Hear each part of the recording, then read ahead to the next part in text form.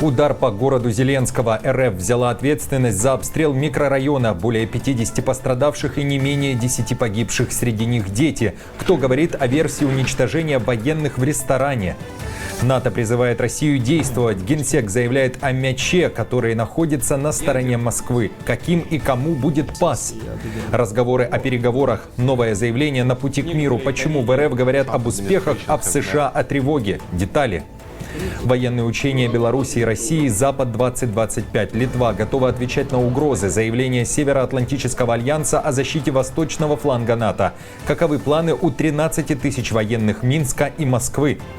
Запрет на протесты на мостах. Орбан меняет закон. Аналитики пишут об ударе по свободе. Досмотрите. Всем привет, это «Время Прядко», коротко, четко и по делу о том, о чем говорят в мире. Если вам есть что сказать, делитесь своими мыслями и отвечайте на мои вопросы в комментариях. За лайк и подписку буду особенно благодарен. Время начать.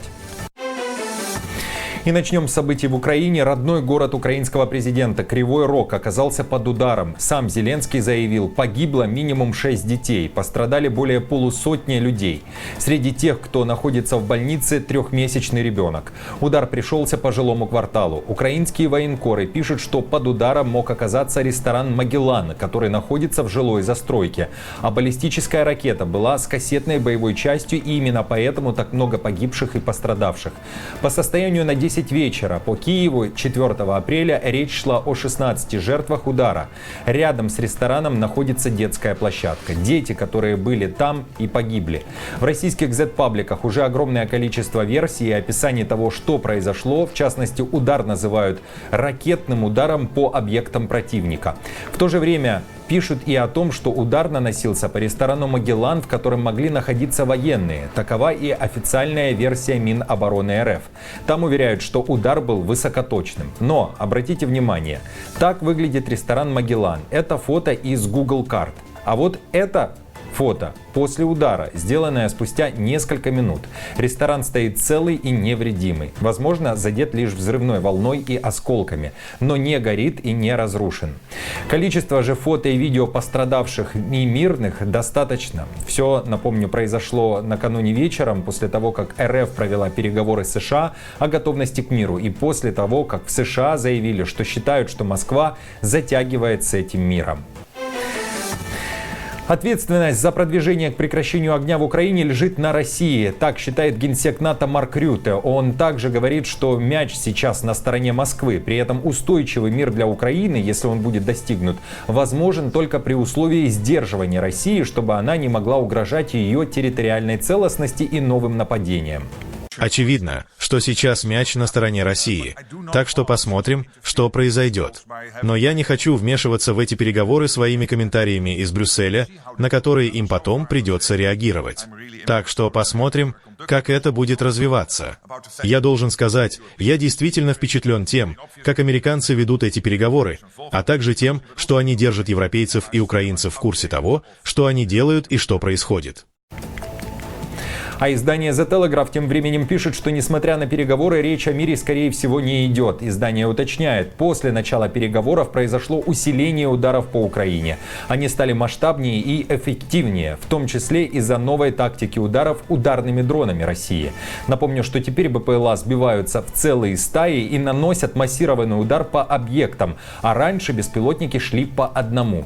Издание подсчитало, опираясь на данные воздушных сил Украины, что за 30 дней после 18 февраля, когда начались мирные переговоры в Саудовской Аравии, РФ нанесла около 4776 ударов БПЛА, а месяцем ранее было 3148 ударов.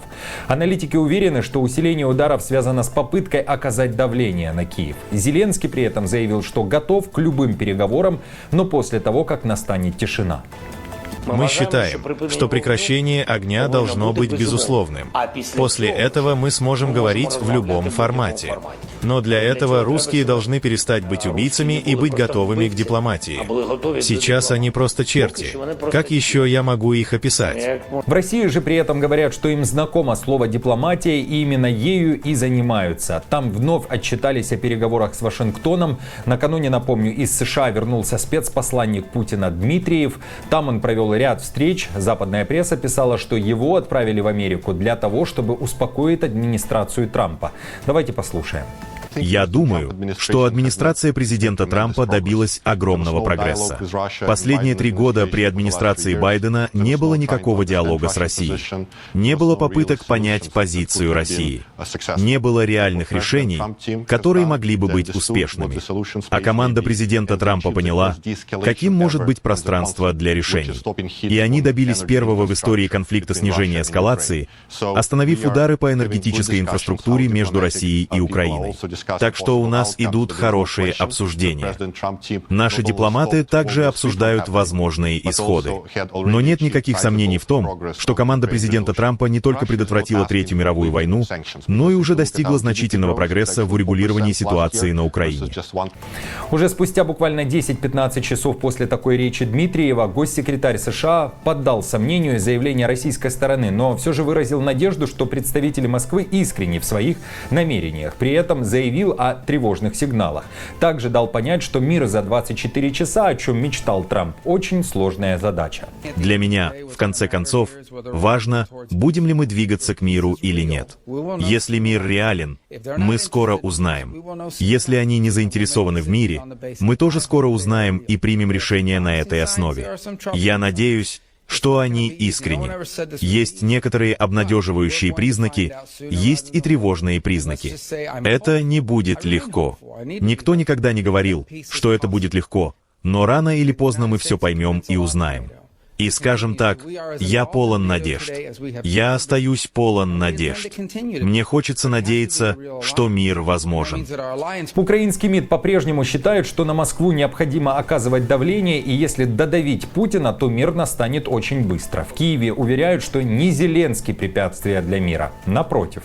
После Джидды мы получили дополнительную скорость, дополнительные возможности для ускорения усилий по достижению мира. Украина безоговорочно поддержала предложение США. Временное полное прекращение огня. Украина не является препятствием для мира. Теперь мяч на стороне России. Итак, что думаете о заявлении сторон? Какие у вас ощущения? В чью искренность и заявление верите, а кому веры нет? Напишите свои мысли в комментариях под этим видео. И спасибо тем, кто откликнулся на мои вопросы в предыдущих видео. Хочу прочесть 2 самых популярных комментария, которые вы оставили под выпуском. Итак, один звучит так. Такая короткая жизнь. Прекращать надо разрушения и войны. Дайте молодым быть счастливыми, строить семьи, растить детей. А второй комментарий, который также собрал большое количество положительных откликов, звучит так. От слова «сделка» всех тошнит. Кто-то теряет сотни тысяч жизней, своих близких, все нажитое за жизнь. А у этих одни сделки на уме. Вильнюс не собирается молчать. В Литве заявили, что НАТО готово ответить силам России и Беларуси, когда те начнут свои масштабные военные учения «Запад-2025». Альянс уже на взводе. В соседней Литве уверяют, если Россия и Беларусь решат поиграть мускулами, то Североатлантический альянс отреагирует. В частности, без внимания не собираются оставлять военные маневры у границ ЕС по восточному флангу НАТО. Глава МИД Литвы верит, что реакция альянса может быть моментальной. Все зависит от того, какие силы Москва и Минск бросят в игру. Планируются определенные действия, в зависимости от того, что мы наблюдаем с другой стороны, сколько российских и белорусских сил будет задействовано во время учений, и это точно не останется незамеченным. Сейчас я не хочу вдаваться в подробности о том, как мы будем реагировать, но это не просто очередное рутинное событие, ко всем подобным мероприятиям мы относимся серьезно. В Беларуси уже заявили, что стратегические учения Минска и Москвы пройдут в середине сентября. Страны задействуют для этого 13 тысяч военных. У Лукашенко при этом уверяют, что эти маневры призваны показать, что страны готовы себя защищать, но при этом никому не угрожают. А НАТО считают, что эти учения не просто плановые учения, а проверка нервов, и альянс к ней готов. Однако литовские военные пока признают, прямой угрозы стране не видно. Но риски, особенно случайных инцидентов, существуют. А на фоне свежих докладов разведки Германии и Бундесвера о том, что Россия готовится к большой войне с НАТО, обстановка становится еще напряженнее. Напомню, что РФ и США отрицают то, что Москва может пойти войной против блока НАТО. В Будапеште начинают закручивать гайки. Власти Венгрии планируют внести жесткие изменения в закон о митингах. Премьер-министр Орбан заявил, протестующим больше не дадут перекрывать мосты. Главная официальная причина – забота о тех, кто не протестует. По словам Орбана, свобода собраний важна, но она не должна мешать тысячам людей, застрявшим в пробках. Сегодня блокировать мосты в Венгрии можно, это разрешил суд, но правительство уже готовит закон, который перекроет и этот путь. Напомню, что в Будапеште 15 мостов через Дунай. Именно они стали символом уличного сопротивления, особенно в последние месяцы. Люди выходили на мосты, чтобы выразить протест против курса правительства, в том числе против запрета ЛГБТ-прайда, принятого недавно. Мосты блокировались намеренно, так привлекалось внимание общественности. Аналитики считают, что истинная причина не забота о порядке в городе, а просто это еще один шаг к ограничению свободы. И Орбан просто боится таких масштабных протестов. Я думал, что законы уже ясно гласят, что нельзя использовать право на собрание так, чтобы это чрезмерно нарушало движение транспорта. Но было судебное решение, которое разрешило закрытие мостов. Судьи применяют законы, принятые парламентом. Если судьи принимают такие решения, а мы не хотим, чтобы такие решения принимались, мы не можем указывать судам, потому что судебная власть независима. Есть только одно, что мы можем сделать — изменить закон. И, сделав это, мы сможем сделать невозможным закрытие мостов в Будапеште, иногда даже одновременно, на основании судебных решений, потому что именно это здесь произошло. Так что будет поправка к закону, чтобы защитить, скажем так, нормальных, мирных граждан, которые не желают участвовать в той или иной демонстрации. Новости за неделю собраны в плейлист. Переходите и смотрите. Если хотите, чтобы это видео увидело больше людей, поставьте лайк. А если у вас есть возможность поддержать канал, в описании есть информация о том, как это сделать. До встречи.